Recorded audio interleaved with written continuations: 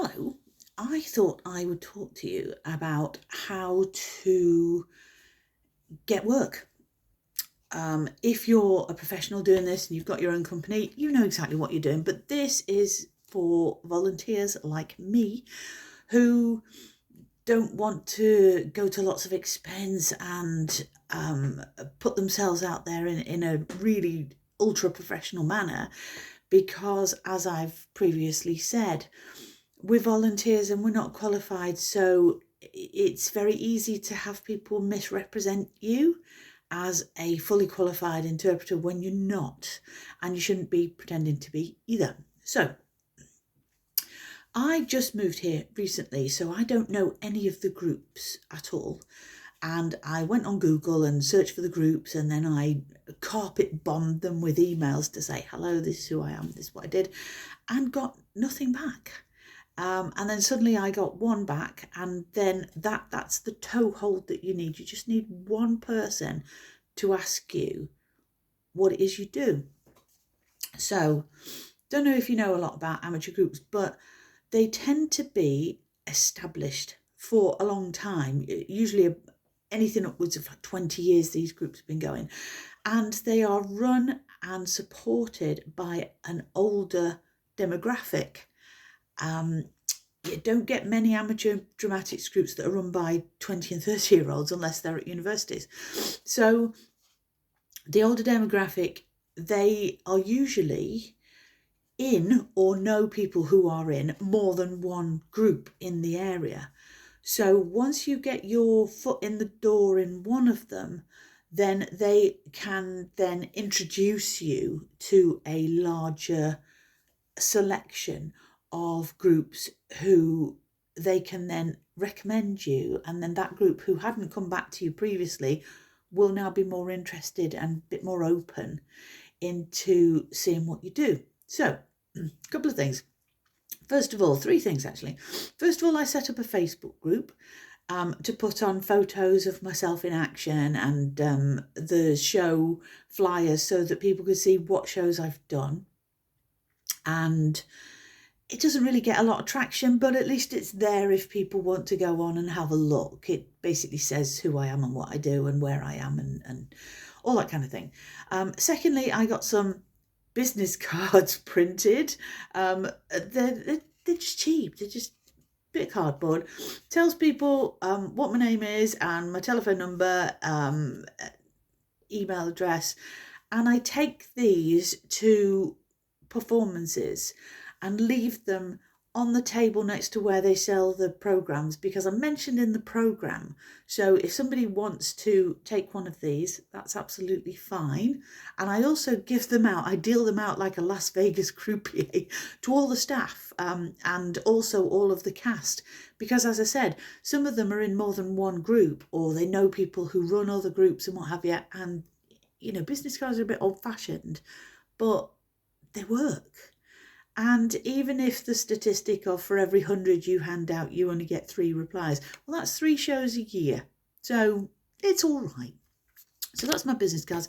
And then finally, after a couple of misunderstandings between groups of what I do and where I'm to stand and the setting fire to your leg incident, I developed a little, it's just an A4 sheet, and it has different headings that are lyrics from different musical songs. And underneath each one, it says who I am, my experience, what they can expect of me, what I expect of them, how much your fixed fee is for disbursements or whatever, and where you stand on the night. And basically it sets out all the logistics of who you are and what you're going to be doing for them, so that they can then, you email it to them and they take it to their board of trustees or whatever, and they all have a sit round and have a think about it.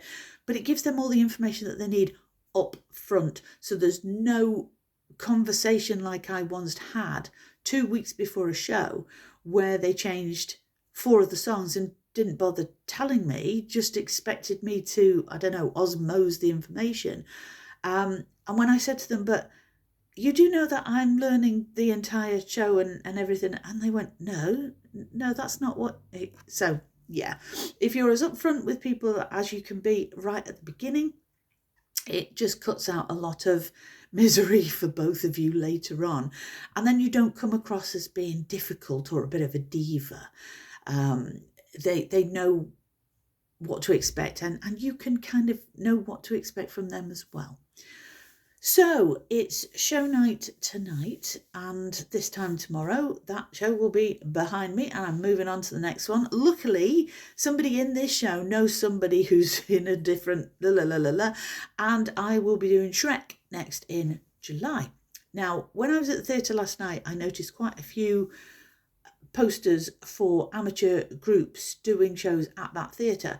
So when I'm there tonight, I am going to pump the theatre staff for information about these groups, get contact numbers, get in touch with them, say to them, look, I've just done this with this group. And again, if they know somebody in that group, they'll think, oh, right, I'll have a chat with them and see how well it went or whatever.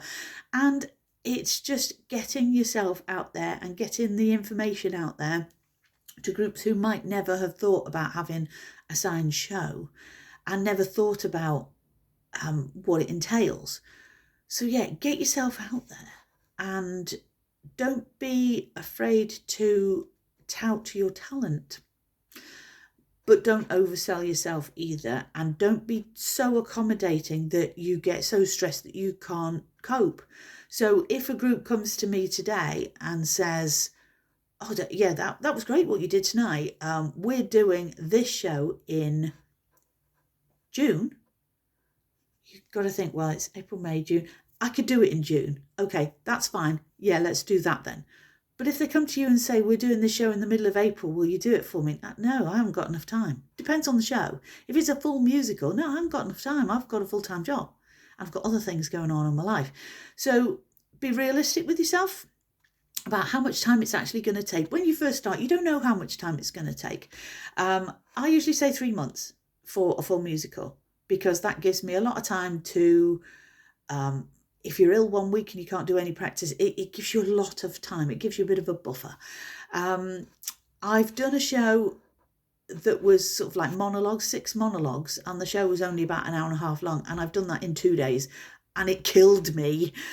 So yeah, be realistic with yourself. Be prepared with your little business cards and get your Facebook group going. Don't worry about like setting up a company and all that kind of thing, because you're a volunteer. You don't need that. You're not going to make an income out of this. And just talk to everybody. Talk to everybody. Network. I know everybody hates networking. Of course you do. But if you do it right, it's not about talking to the right person straight away.